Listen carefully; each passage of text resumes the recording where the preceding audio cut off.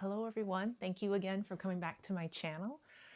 Glad you're here. Thank you for subscribing and liking. It helps the YouTube algorithm, so I definitely appreciate that. Instead of holding my microphone, I'm going to have it up here, and I'm just hoping that my hair doesn't catch on it this time. So yeah, today I want to talk to you about how I'm paying off my $80,000 car in 27 months. I originally took out a 6-year, I hate that, 6-year loan in the fall of 2024. So that was when interest rates were really high. I do have a high credit score. I think it was over 800 at the time. And guess what? I have my notes right here. I still had a 7.29% interest rate. That's the best interest rate they could give me with like an 830 or 40 credit score. What the heck? But I needed the car. My original car, which was a 2011, it needed major repairs. So I knew that. I knew this was coming, so I was saving up for it. I was socking money away because obviously the 2011 vehicle was paid for. The timing, when you need a new car, the timing is never perfect. And so I wanted a 5-year loan. That's always what I did, was 60 months, 5 years. And they're like, well, to get the interest rate down, you need to take a 6-year loan. And part of me wonders if the guy at the because I went to it's a brand new car. That's, first of all, first time I ever bought a brand new car and rolled it off the lot. I know some of you are going to be like, girl, that was a huge mistake, but it has been a dream of mine to buy a brand new car and drive it off the lot. And I wanted to do it by the time I was 40. I did not do it by the time I was 40. I did it when I was 47. Yeah. So, a little late, better than never. So don't come at me with the whole new car thing. I don't care. That's what I wanted to do. Will I ever buy another new car again? Probably not. The way I usually buy vehicles is that I buy them off of a lease. So someone turns in a car that's like 2 or 3 years old. Maybe it still has some warranty left on it. And that's usually what I end up buying. And then I own that car for like 5, 6, 7 years, whatever it is. So this vehicle I'm probably going to own for a really long time. And I'm down for that because it's the car obviously I wanted. I drove it off the lot. So anyway, I'm in the finance office with the guy. I'm by myself because when you buy a new car, there's really no like haggling. It's not like you're like, who are you haggling with? Like either you like the car with all the amenities or you don't like the car with all the amenities, right? So I'm in the office with the guy and he's going, and usually with credit unions, you get a better rate. So I was hoping to go with a credit union. And he was talking so fast, and looking back on it now, I think a better interest rate did come up than the 7.29%, but it was with a bank. It was almost like it was with a bank he didn't want to work with or something. And I knew I was going to pay this off early. I knew I wasn't going to make the minimum monthly payments on this vehicle. I knew I was going to have, I was going to sock more money towards it and pay this puppy off as quickly as I possibly could. I mean, having a 7% interest rate just kills me. My last vehicle, I think, I paid that off early. That was a 5-year loan, but I think I had like a 3% interest rate. I mean, today's interest rates are completely different than it was in the fall of 2024. But nonetheless, $80,000 car, I put down $50,000. So that helps. Like I said, I saved up.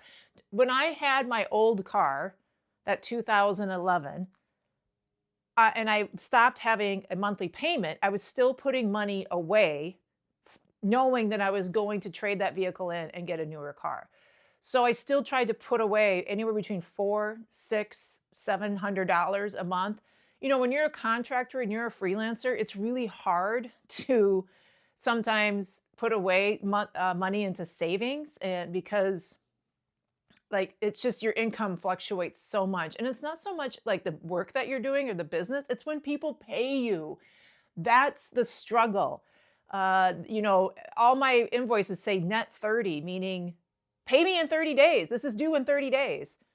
And I have QuickBooks, and I think QuickBooks was like, hey, 60% of your invoices weren't paid on time last year. Do you want to add, do you want to add a reminder? Do you want to add a late fee? And I don't do late fees. That's a whole nother thing, but I don't do late fees. So I do send reminders though. I send very passive aggressive Minnesotan reminders to my clients to pay me. Okay. So that does happen. But so I knew that I wanted to get the monthly payment down as much as I can. I don't understand people who have $1,000 monthly payment or more. I mean, how are you living with $1,000 monthly payment? So by putting $50,000 down, I had to take out a loan, notes, for $31,114.91, essentially at the end of September. So we're just going to say October 1st of 2024.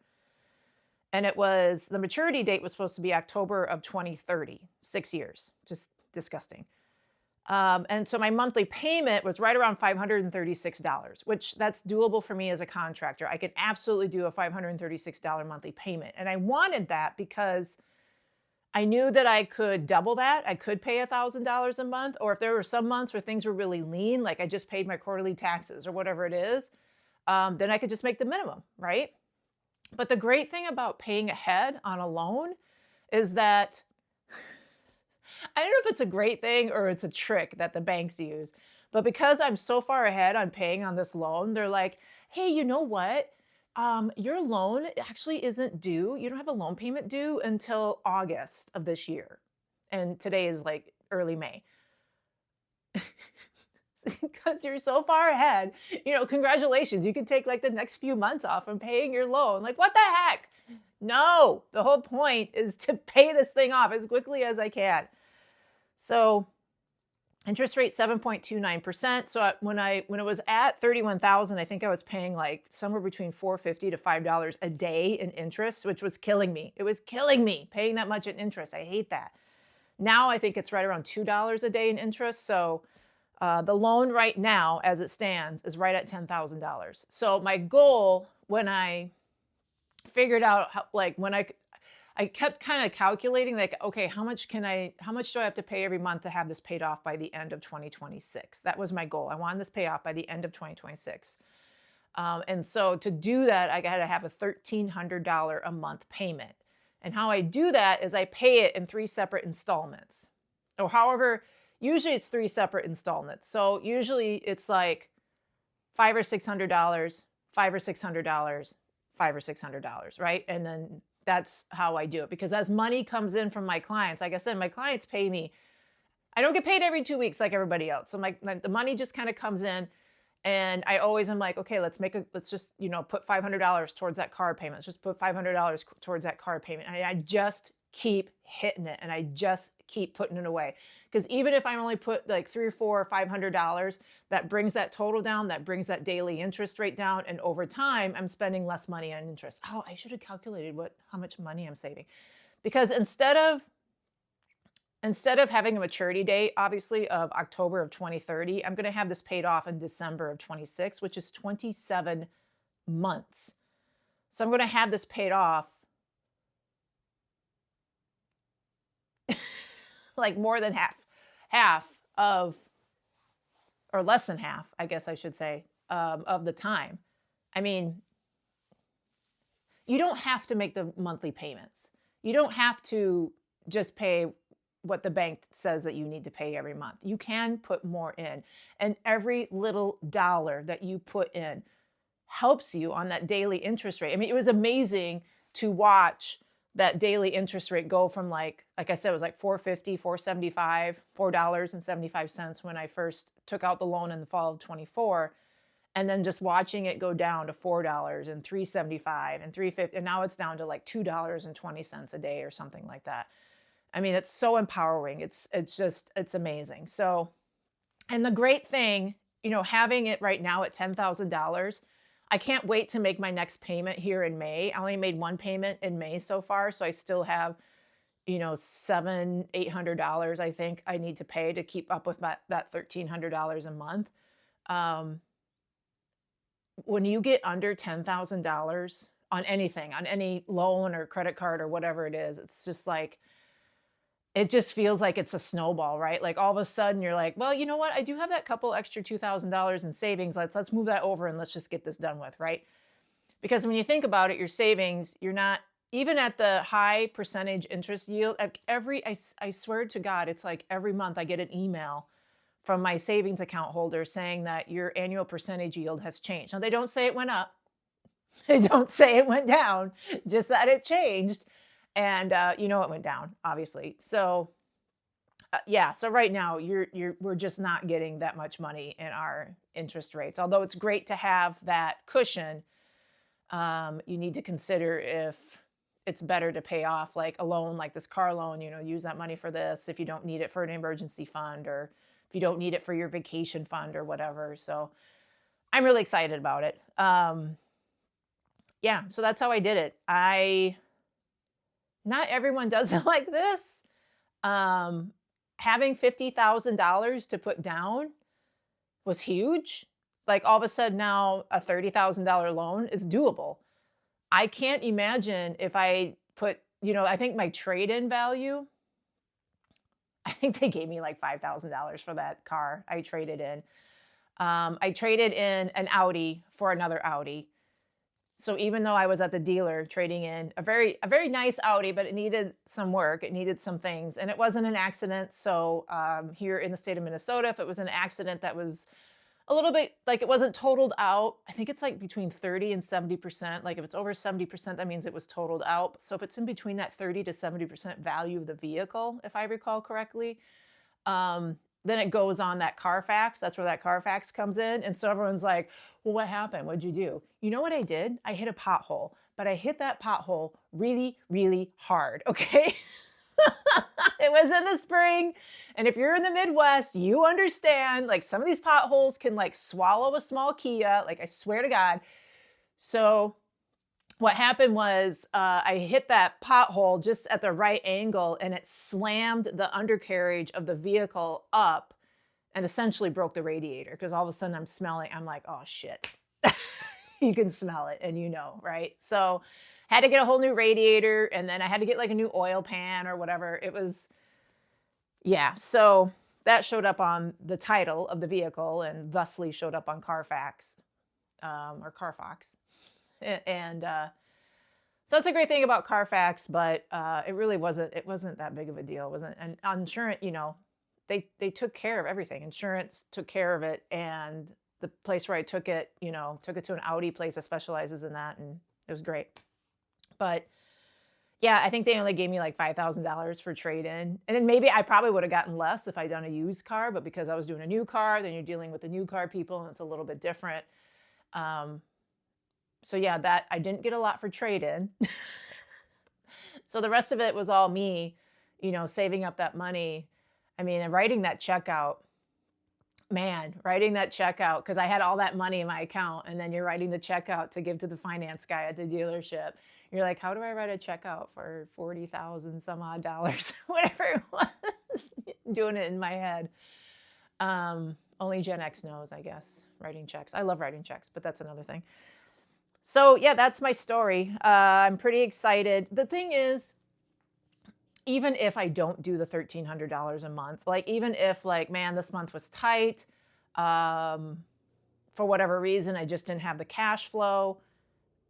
Like I said, number one, I'm paid ahead until like August or September. I don't have to make any more payments for a couple months if money is tight and that's a problem. But also I can do $500. I can do $500. Okay. So even if I just keep chipping at it, but I'm super excited to get it under $10,000 because it's really going to go quickly after that. So let me know if you have any questions. What I did, I don't think is the Dave Ramsey way, or Meet, or whoever else is out there doing this stuff, financial advice. I don't think it's their way, but it worked for me as a consultant. I knew I had to get that monthly payment to a small enough amount where even if I had a bad month, I could still make that payment. I could still make a $500 payment. So I knew that was priority number one. But I also knew, like, having it at $500 and I had a good month, I could go for further. I could double it. I could do $1,000. And when I was doing the calculations and I saw all I had to do was like $1,300 a month and I'll have it paid off by the end of this year, I was like, okay, let's do it. Let's go all in. Now that I'm getting my MBA, and that's going to be more money coming out. You know, I'm not going to have financial aid for that. I don't think they give financial aid for contractors who make a certain amount of money. That should be a good video. I actually did ask my tax guy about that, and I think we make over the threshold where we would get a tax break on secondary education. So that's a bummer. This is what happens when you file jointly. Maybe if I filed separately, but I don't know. I don't know if it would help. Anyway, let me know if you have any questions on the car loan, the car that I got. It's a really cool car. Hence why I bought it brand new and drove it off the lot. And I'll probably never do that again because I agree with you. You lose all the value out of it, but I am going to keep this car for a very long time. I've had it since the fall of 24, and I think it doesn't even have 10,000 miles. It might have right around 10,000, I think. I don't know. Like, because I just drive around here. I work from home, obviously. Don't go on too many road trips with it. So, yeah, I mean, it's a sweet, sweet vehicle for such a low mileage and still under warranty, which is great. When you have an older vehicle and you're getting nickeled and dimed all the time, having a car under warranty until 50,000 miles, I'm super looking forward to that. So yeah, thank you for being here today. I appreciate it. Like and subscribe. Bye.